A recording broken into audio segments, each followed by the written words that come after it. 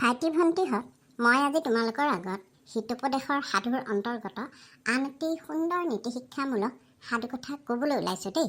সাধুকথাটোৰ নাম কি জানানে? ৰজা আৰু বান্দৰ পোৱালি। এতিয়া বাৰু মই সাধুটো আৰম্ভ কৰিছোঁ দেই। ৰজা আৰু বান্দৰ পোৱালি। আগৰ দিনত ৰজা মহাৰজাসকলে বেছিভাগে বৰ চিকাৰ প্ৰিয় আছিল। সেই কথা তোমালোকে জানাই নিশ্চয়। মাহেকে পহাকে ৰজাবিলাকে কি কৰিছিল জানা? সৈন্য সামন্ত উলিয়াই চিকাৰলৈ যোৱাটো তেওঁলোকৰ এটা ডাঙৰ চখ আছিল। তেনে এজন চিকাৰপ্ৰিয় ৰজাই এবাৰ কি কৰিলে, চিকাৰৰ পৰা উভতি আহোঁতে বাটতে পৰি থকা এটা নিঃসহায় বান্দৰৰ পোৱালি দেখি থমকি ৰ'লে।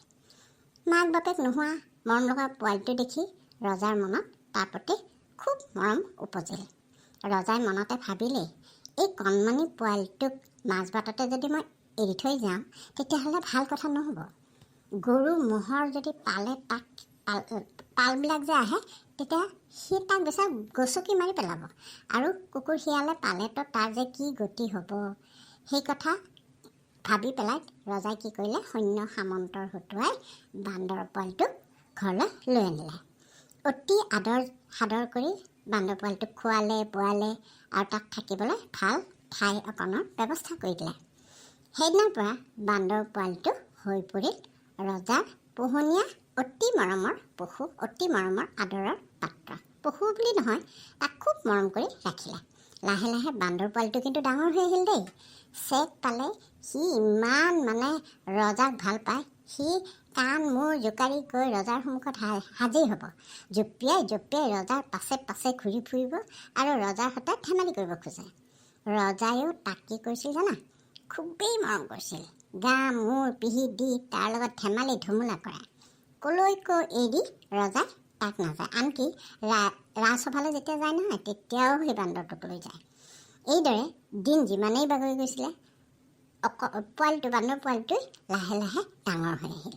আৰু ডাঙৰ হৈ আহি সি কি হ'ল জানে? যিমানেই ডাঙৰ হৈ আহিল সিমানেই ৰজাৰ সি প্ৰিয় পাত্ৰ হৈ উঠিল।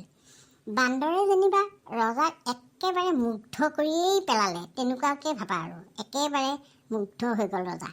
উঠোতে বহোঁতে খাওঁতে শুওঁতে সকলো ক্ষেত্ৰতে সি ৰজাৰ লগ নেৰা হ'ল। দিনৰ ভাগত খাই বৈ উঠি যেতিয়া ৰজা জিৰণি লয় নহয়, বিচনালৈ যায়, তেতিয়া সি বিচনী এখন হাতত লৈ বান্দৰটো তেওঁৰ পিছে পিছে গৈ পেলাই তেওঁৰ ওচৰত হাজিৰ হয়। আৰু ৰজাৰ টোপনি অহাৰ সময়ত সি ৰজাক বিচি থাকে। টুল এখনত বহি লৈ পেলাই বিচি থাকে। ৰজাই যাতে শান্তিৰে টোপনি যাব পাৰে, সেইটোৱে যেন তাৰ মূল চিন্তা। ৰজাৰ মুখত কিবা মহ পৰে নেকি, মাখি পৰে নেকি, সেইটো দেখিলেও সি কি কৰে, বিচনীৰে লাহে লাহে খেদি দিয়ে, যাতে ৰজাই কষ্ট পাই পেলাই টোপনি ৰজাৰ ভাঙি নাযায়। এইদৰে দিনে দিনে যেতিয়া সেৱা কৰি কৰি সি থাকোঁতে সি একদম ৰজাৰ গাৰখীয়া যেন হৈ পৰিল। ৰজাও তাক অত্যন্ত মৰম কৰে, আৰু অকল মৰম নহয় দেই, বিশ্বাসো কৰিছিল। সময় সুবিধা পালেই প্ৰশংসাৰ চলেৰে মিচিকীয়া হাঁহি এটি মাৰি ৰজাই তাক কয়, বোপাটিও, এই জনমত বান্দৰ হ'লেও আগৰ জনমত তই কিন্তু মোৰ পৰম বন্ধু আছিলি দেই। ৰজাৰ প্ৰশংসা শুনাৰ পিছত বান্দৰে কিবা বুজক নুবুজক, সি কিবা এটা যে ভাল কৈছে ৰজাই বুজি পায়, আৰু সি মূৰ দুপিয়াই ৰজাৰ কথাত হয়ভৰ দিয়ে। এনেকৈ দিনবোৰ বৰ সুন্দৰভাৱে অতিক্ৰম কৰিছিল। তাৰ মাজতে এদিন হঠাতে কি হ'ল জানা? এটা ডাঙৰ ঘটনা ঘটি গ'ল। সেইদিনা দিনৰ ভাগত খাই বৈ উঠি ৰজাই জিৰণি ল'বলৈ গৈ বিচনাত পৰিলে। তাৰপিছত বান্দৰটোৱে তেওঁক কি কৰিলে, এখন ওখ টুল এখনত বহি বিচনীৰে তেওঁক বিচি আছিল।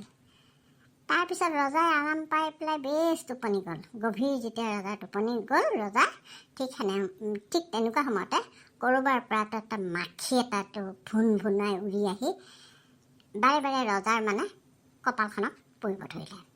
ৰজাৰ কপালত যেতিয়া মাখি পৰা দেখিলে বান্দৰৰ মনত বৰ অশান্তি লাগিল।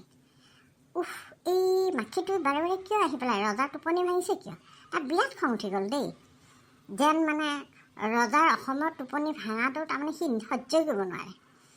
সি কি কৰিলে, লাহে লাহে বিচনীখন ঘূৰাই ঘূৰাই মাখিটোক খেদিবলৈ চেষ্টা কৰিলে। কিন্তু মাখিটো কম চয়তান নাছিলে দেই। বিচনীৰে তাক যিমানেই খেদে, সি আকৌ উৰি গৈ ইপিনে লুকাই পৰে সিপিনে লুকাই পৰে, পিছ মুহূৰ্ততে আকৌ উৰি আহি ৰজাৰ মূৰৰ পিনে আহে। এই ৰজাৰ কপালত পৰিব খোজে, ৰজাৰ মূৰত পৰিব খোজে। সি বান্দৰটোৱে বাৰে বাৰে চেষ্টা কৰিছে তাক খেদিয়াই পঠিয়াই দিবলৈ। সি আৰু বাৰে বাৰে ঘূৰি পকি মাখিটোৱে ৰজাৰ কপালতহে যেন পৰিব তেনেকৈ সি হেৰি কৰি আছে, উৰি উৰি আহি আছে। তাৰপিছত কি হ'ল জানানে? বৰ ডাঙৰ ঘটনা এটা ঘটিলে নহয়।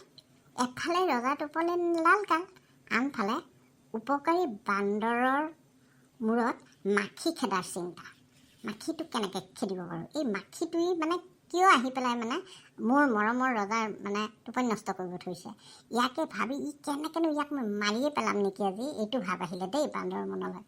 তাৰপিছত বান্দৰে কি কৰিলে জানানে? বান্দৰ বুলি ক'লে অকণমান মূৰ্খ যেন লাগে, মূৰ্খমিয়ে কৰিলে সি কি কৰিলে? সি ৰজাৰ উপকাৰ কৰিব গৈ ডাঙৰ ঘটনা এটা ঘটাই পেলালে। কি ডাঙৰ ঘটনা ঘটালে জানানে? সিতো বাৰে বাৰে চেষ্টা কৰি আছে, মাখিটোওতো কম নহয়, সিও ঘূৰি ঘূৰি আছে বাৰে বাৰে ৰজাৰ টোপনি ভাঙিবৰ কাৰণে মূৰটোতে পৰে, কপালখনতে পৰে।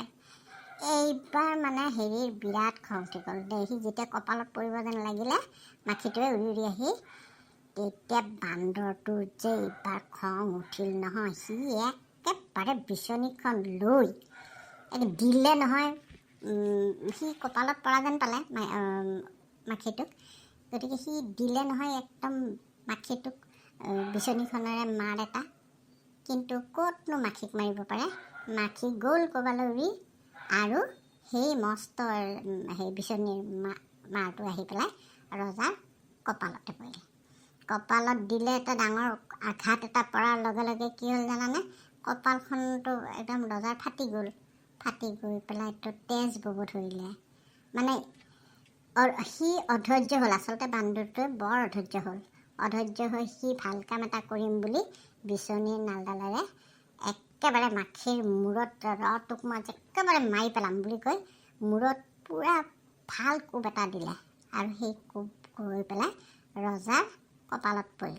কপালত পৰি ফাটি তেজ ববলৈ ধৰিলে, আৰু সেই ইমান জোৰে সি ৰজাৰ মূৰত মাৰিলে, তাৰমানে মাৰটো লাগিল।